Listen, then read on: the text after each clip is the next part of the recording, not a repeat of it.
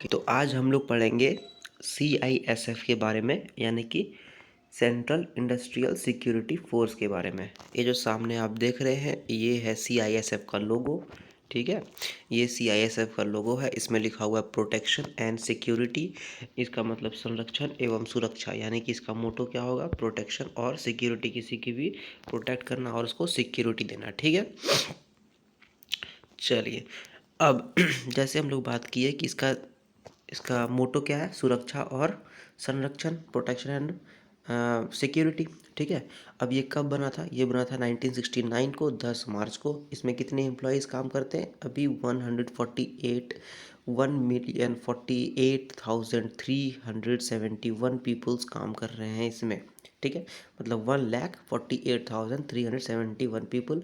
इसको कौन गवर्न करता है, किसके अंडर आता है, मिनिस्ट्री ऑफ होम अफेयर्स के अंतर्गत ये आता है। ठीक है, इसका हेडक्वार्टर कहाँ है, इसका हेडक्वार्टर है न्यू दिल्ली में। और इसका वेबसाइट क्या है, इसका वेबसाइट है CISF.gov.in। ठीक है, अब बात करते हैं हम लोग CISF के बारे में।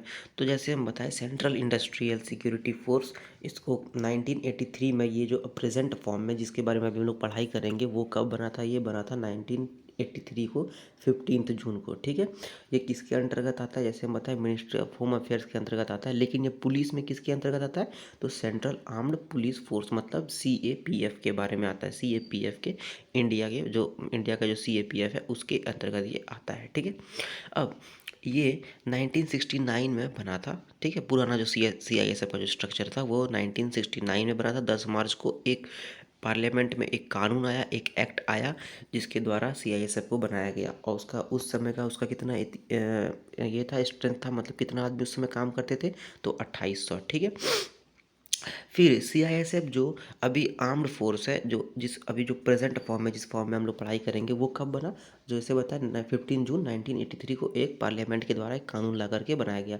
और अभी इसमें कितना आदमी काम कर रहा है, 1,48,371 पीपल। इसका बहुत सारा ड्यूटीज़ है, लेकिन उसमें उन ड्यूटीज़ में से कुछ ड्यूटीज़ ऐसी है, जैसे कि दिल्ली मेट्रो का प्रोटेक्शन करना, जो गवर्नमेंट का बिल्डिंग होता है जो बहुत ज़्यादा सेंसिटिव हो, जैसे कि मान लेते हैं राष्ट्रपति भवन या फिर कुछ कुछ ऐसा बिल्डिंग्स, उसका ये प्रोटेक्शन करेगा। ठीक है, और एयरपोर्ट का सिक्योरिटी देगा, क्योंकि एयरपोर्ट पे हाई प्रोफाइल आदमी सब आते रहते हैं, तो इसलिए उन आदमी का सुरक्षा करना भी CISF का एक मोटो होगा। जैसे बताए CISF किसके अंतर्गत आता है, तो union ministry of home affairs, MHA ministry of home affairs के अंतर्गत आता है। ठीक है, और इसका न्यू दिल्ली कहाँ है, इसका हेडक्वार्टर कहाँ है, न्यू दिल्ली में। ठीक है, और इसका अभी हेड कौन होगा, तो अमित शाह जी होंगे इसका हेड अभी। ठीक, अब CISF जो है वो उसका मेन काम क्या है, जैसे बताया सिक्योरिटी प्रोवाइड करना। तो ये अभी कुछ 300 इंडस्ट्रियल यूनिट्स को, जो कि गवर्नमेंट के अंडरटेकिंग हो या फिर जो बहुत ज़्यादा सेंसिटिव हो, बहुत ज़्यादा इंपॉर्टेंट हो, उसको ये प्रोवाइड कर रहा है सिक्योरिटी। ठीक है, कितने इंडस्ट्रियल यूनिट को, 300 इंडस्ट्रियल यूनिट को। ठीक है, अब और ये किसको प्रोवाइड करता है सिक्योरिटी, जो गवर्नमेंट इंफ्रास्ट्रक्चर हो। ठीक है, और जो कि इंपॉर्टेंट चीज़ें हो, जो पूरा ऑल ओवर इंडिया में लोकेटेड होगा। ठीक है, इंडस्ट्रियल सेक्टर्स को भी ये इंपॉर्टेंट सिक्योरिटी प्रोवाइड करता है, जैसे कि एटॉमिक पावर प्लांट जो बहुत इंपॉर्टेंट होता है, स्पेस इंस्टॉलेशंस मतलब जहाँ पर हम लोग सेटेलाइट भेजते हैं वो सब में, माइंस जहाँ पर हम लोग मिनरल्स निकालते हैं वो सब एरिया में, ऑयल फील्ड और रिफाइनरी, मेजर पोर्ट, बड़ा बड़ा जहाँ पर चोरी डकैती बहुत ज़्यादा हो सकता है, इंजीनियरिंग का प्लांट बहुत ज़्यादा बड़ा बड़ा, स्टील प्लांट्स जैसे कि टिस्को हो गया, ये हो गया, वो हो गया, बैराजेस जहाँ पर कि शिप लोग आते हैं, वो सब, फर्टिलाइज़र यूनिट्स जहाँ पर फर्टिलाइज़र बनता है, एयरपोर्ट और hydro electric thermal power plant, मतलब जहाँ पर कि बिजली उजली उत्पादन होता है, वहाँ पर ये सिक्योरिटी प्रोवाइड करता है। ठीक है, और बहुत सारा सेंट्रल पब्लिक सेक्टर अंडरटेकिंग, मतलब जिसको सेंट्रल गवर्नमेंट बना रही हो, उसका भी ये सिक्योरिटी प्रोवाइड करता है।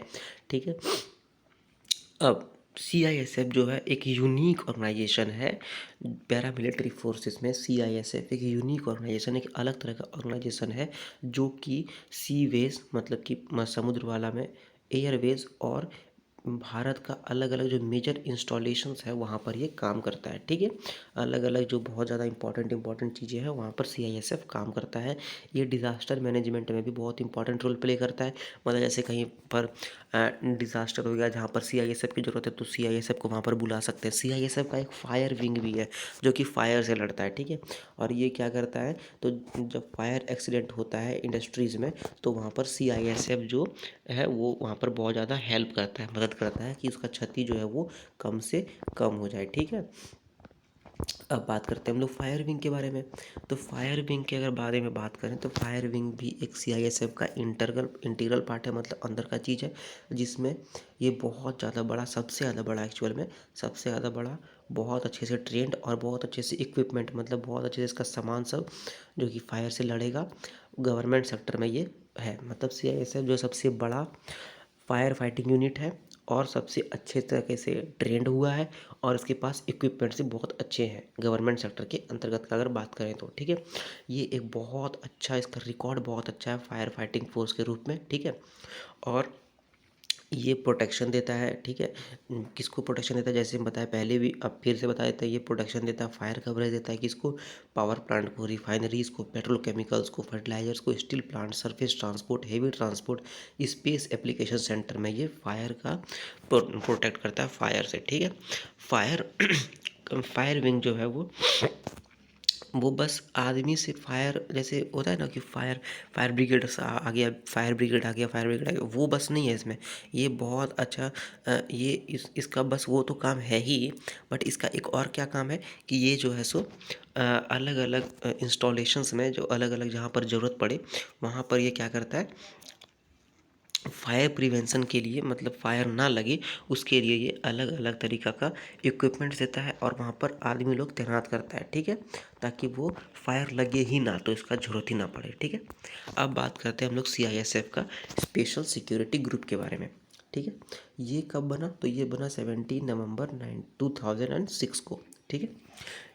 इसका मेन काम क्या है, ये इसका मेन काम है कि ये जो है फिज़िकल प्रोटेक्शन देगा, ठीक है, इवैक्यूएशन करेगा, मतलब निकालेगा, मोबाइल और स्टैटिक कवर सिक्योरिटी देगा, जो कि होम मिनिस्ट्री के द्वारा नॉमिनेट किया गया है। मतलब कि होम मिनिस्ट्री को लगता है कि कुछ पर्सन्स है जो बहुत ज़्यादा इंपॉर्टेंट है जिसके लिए उस पर जान का खतरा है या कुछ भी है, तो वो क्या करेगा, उसको प्रोटेक्शन देगा सीआईएसएफ वाला, ठीक है।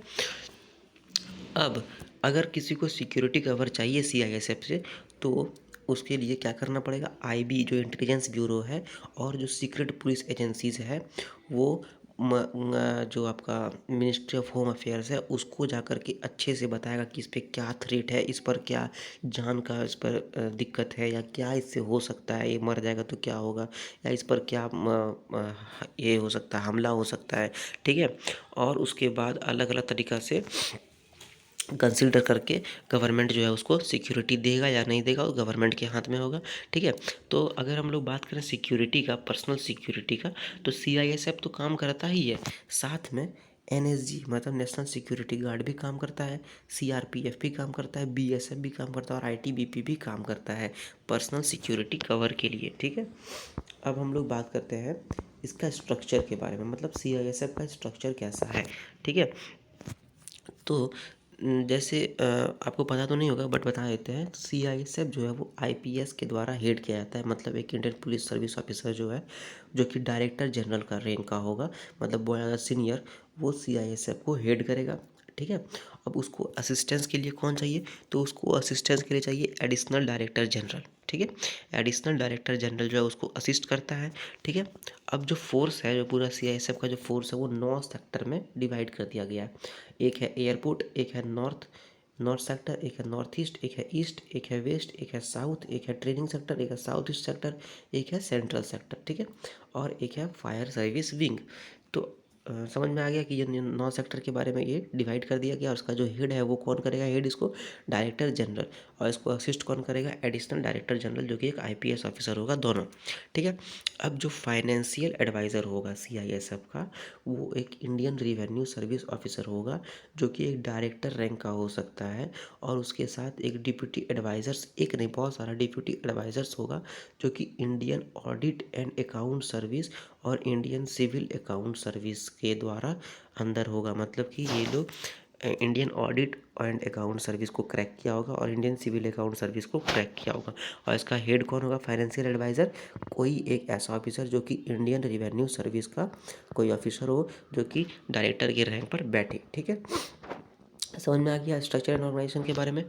तो हम लोग क्या क्या सीखे कि CISF क्या होता है, उसका फुल फॉर्म क्या होता है, वो कब बना था, उसका लोगो क्या है, ठीक है, फायर विंग क्या है, स्पेशल प्रोडक्शन एक्ट फोर्स क्या है, ठीक है, और उसका स्ट्रक्चर क्या है। तो अगर आप लोग ये वीडियो देख चुके हैं पूरा, तो प्लीज़ इस चैनल को लाइक कीजिए, सब्सक्राइब कीजिए और अपने दोस्तों से बोलिए कि इस वीडियो को देखें ताकि उनका थोड़ा सा जीके बेटर हो सके, ठीक है। और अगर कोई भी क्वेश्चंस हो, अगर कोई भी प्रॉब्लम हो तो आप कमेंट ज़रूर कीजिए, ठीक है। Thank you very much.